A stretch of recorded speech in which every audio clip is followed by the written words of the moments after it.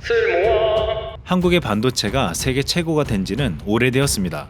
2018년 한 해에만 1267억 달러, 하나로 150조 이상의 국산 반도체가 수출됐는데 단일 부품으로 연간 1000억 달러 이상 해외 판매한 건 세계 어디에도 없는 기록이었습니다.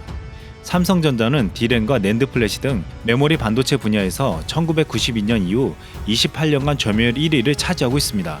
삼성전자와 SK 하이닉스를 포함한 한국 반도체는 무려 18년 동안 세계 1위 자리를 단 한 번도 내주지 않았습니다.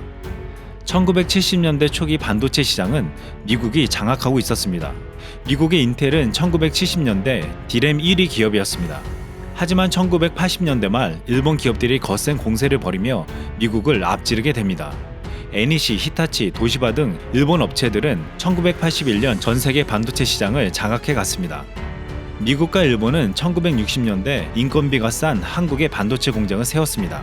한국은 그저 단순히 제품을 조립하는 역할만 했을 뿐이었죠. 그런데 한국의 반도체는 어떻게 일본을 누르고 세계 1위가 되었을까요? 지금부터 알아보겠습니다. 1990년대 삼성은 제일모직을 창업해 성공하고 기업의 자리를 확고하게 했는데요. 이병철의 아들 이건희는 앞으로 컴퓨터가 대세이고 컴퓨터에는 반도체가 필수이기 때문에 반도체에 투자해야 한다고 적극 권유합니다. 반도체 사업에 성공하면 기업의 100년을 책임질 사업이라고 말했죠. 처음에는 반대했던 이병철 회장이 미국에서 실리콘밸리를 둘러보다가 슈레패커드 사무실을 보고 충격을 받습니다. 회사 직원들이 책상 위에 놓인 자그만 컴퓨터만 가지고 일을 하고 있었습니다. 이 조그만 컴퓨터 하나로 모든 일을 다 하니 능률이 대단하다고 칭찬하자 그들은 이렇게 답했습니다. 다 반도체 덕분이죠. 이 말에 자극을 받은 이병철 회장은 1983년 반도체 산업에 도전장을 던집니다. 그 유명한 도쿄 선언이 바로 그것이었습니다. 당시 74세의 나이, 이병철 회장의 마지막 도전이었습니다. 하지만 주변의 반응은 좋지 않았습니다. 인텔은 이병철을 과대망상증 환자라고 했고 일본 미쓰비시 경제연구소는 삼성전자가 반도체 사업에서 실패할 수밖에 없는 5가지 이유를 발표했습니다. 국내 경제 전문가들도 안 된다고 하고 청와대까지 나서서 말렸지만 삼성의 이병철은 미래 핵심 사업이라는 목표 아래 사활을 걸고 집중합니다. 일본은 삼성이 64K D램을 개발하려면 적어도 20년은 걸릴 것이라고 비웃었습니다. 그러나 삼성은 9개월 만에 미국과 일본에 이어 64K D램 개발에 성공했습니다. 세상을 깜짝 놀라게 만들었죠. 당시 삼성은 64K D램 개발팀을 107명으로 꾸렸습니다. 반도체를 만들어 본 경험도 지식도 거의 없었던 이들이었죠. 107명의 개발팀은 정신력과 체력을 키우기 위해 무박 2일 64km 행군을 했다고 합니다.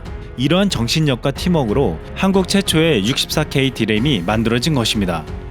일본이 20년 걸릴 것이라고 했던 것을 단 9개월 만에 해냈습니다. 또 9년 뒤에는 세계 최초의 64메가 D램을 개발하며 전 세계를 놀라게 했습니다. 그리고 도쿄선언 10년 만에 삼성은 일본을 앞지르고 세계 1위에 올라서게 되었습니다. 이후 삼성은 세계 최초 모델을 잇따라 내놓으면서 글로벌 반도체 시장을 주도하게 되었습니다. 일본은 이후 한국과의 경쟁에서 완전히 밀리게 되었는데 그 이유가 있었습니다. 유노카미 다카시가 쓴 일본 반도체 패전이란 책에서 일본 반도체 산업은 과잉 기술로 과잉 성능 및 과잉 품질을 만드는 병에 시달리고 있다고 했습니다.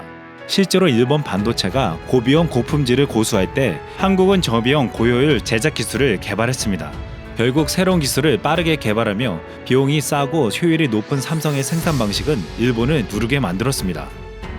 최근엔 중국이 한국의 반도체 산업을 쫓아오려 하고 있습니다. 중국은 거의 80조 이상을 투자하며 반도체 굴기를 시도하고 있습니다. 이에 삼성과 SK 하이닉스는 이익권과 차이를 더 벌리는 초격차 전략에 나섰습니다.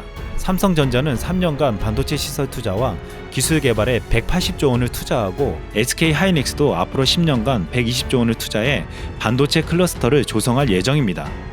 한때 자부심을 가지며 전 세계 반도체 시장을 호령했던 일본. 이번 아베의 수출 규제 조치는 따라갈 수 없는 한국의 반도체 산업에 발목을 잡고 싶은 것이란 분석도 있었습니다. 하지만 정당한 방법의 경쟁이 아니라면 스스로의 발목을 잡을 수도 있을 것입니다. 이상 쓸모왕이었습니다.